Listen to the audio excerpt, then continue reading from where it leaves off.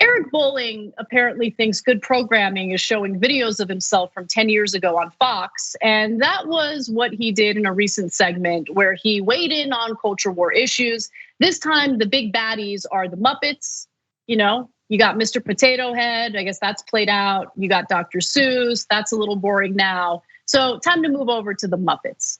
And in his segment, like I said, he decides to play a clip of himself from 10 years ago where he dunked on the Muppets.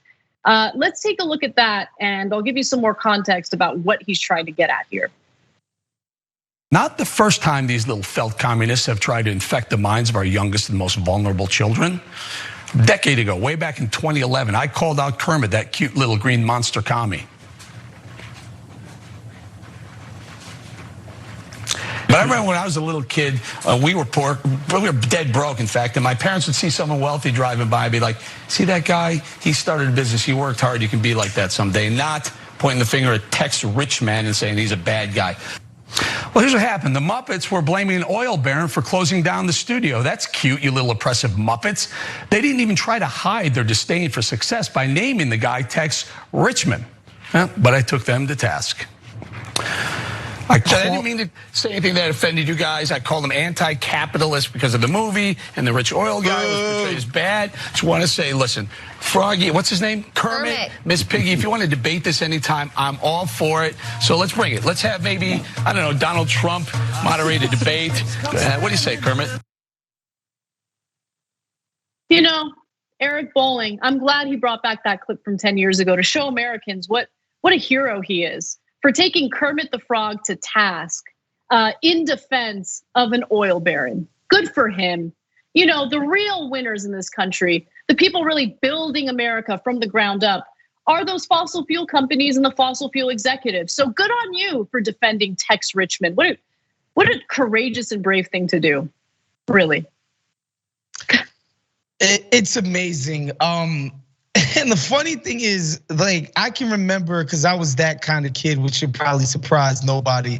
I wasn't into Sesame Street. It was like, if it was a Spider-Man or Batman or somebody getting beat up or shot at, I really didn't like those kind of children's shows, right? I thought the lessons learned on Sesame Street as a kid were like kind of trite and rote, and like, even as a kid, I was like, come on, this is pretty freaking sappy. These dudes are so in tune with what the actual messaging needs to be to poor white people, poor straight white people, poor whoever type of white person. Like they understand why they got to keep centering these cultural issues so acutely, because again, then they'll start thinking, who's really to blame for my problems? Of course it's Big Bird, right? Of course it's some random show on Netflix. Obviously, it's not the most successful people in America who hoard all of our wealth and resources. I think this clip is this guy telling on himself, quite frankly. Of course, and as sappy as you might think Sesame Street is, growing up in an immigrant household that yes, struggled financially. If it weren't for Sesame Street, I would struggle to speak English. I learned English through watching Sesame Street. I remember, I've told this story before, but it's been a long time since I've mentioned it. When I was going into kindergarten, they make you do like an assessment to see where you are with English. And I was not in a good place because I grew up in a household where both my parents spoke Armenian. And so I remember the educator like putting up cards that had letters, and I didn't know what the letters were. And I was so deeply ashamed of it, even though I'm like a little 5-year-old. And I would wake up early every morning just to catch Sesame Street and learn English. So when I actually started kindergarten, if it weren't for Sesame Street, I would have really been behind. So that's my way of saying that you're being very mean, Waz, okay? There is an important role for Sesame Street in American society. How dare you? How listen, I'm not here to judge Sesame Street, and it does play a role. And again, I can't even be in judgment, because the bottom line is I learned about sex at 13 from American Pie, okay? The movie American Pie. So can I really be one to judge whose education was better, yours or mine, via popular media? And I think yours was quite better than mine was. Well, all right, fair enough. I do want to get to one more clip of Bolling's absurd rant. And I think, Waz, all the reasons that you gave for this rant, you just hit the nail on the head. And I think that this next clip reinforces what you just mentioned. So let's watch.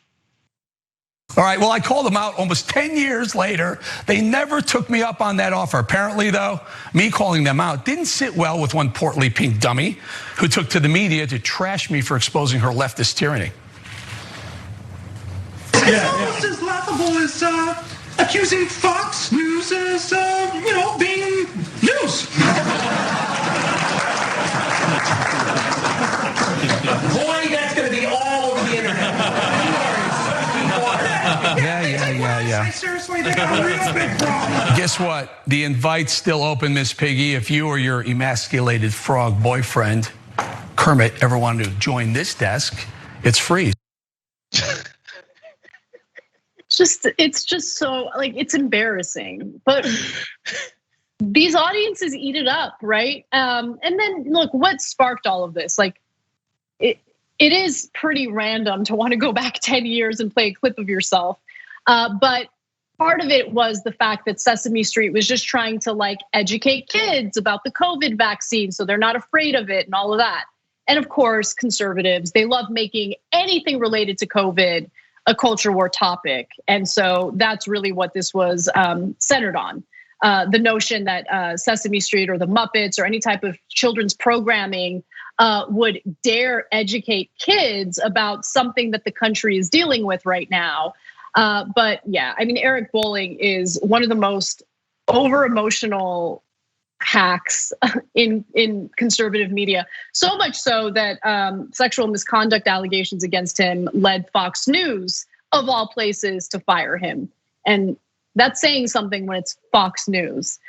So Eric Bolling, maybe you've got other issues to focus on rather than how much you hate Sesame Street and the Muppets. But as you said, Waz, it's all about the culture wars. It's all about directing the audience's attention on nonsense so they're distracted from issues that actually matter. Well, everybody knows if you can't pay your rent, you can't get a decent job, you're down on your luck, you're dealing with an opioid addiction. We know who's not to blame. It's not Purdue Pharma. It's not like the oligarchs, of course. It's Negroes, the Latins for coming over and crossing the border. It's the libs in Sesame Street. All your problems can be blamed on them, of course. We know the truth, Anna. How can you dislike Big Bird? Such a lovable character.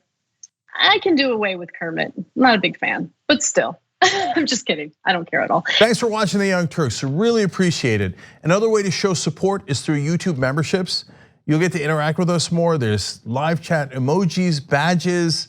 You've got emojis of me, Anna, John, JR. So those are super fun. But you also get playback of our exclusive member-only shows and specials right after they air. So all of that, all you gotta do is click that join button right underneath the video. Thank you.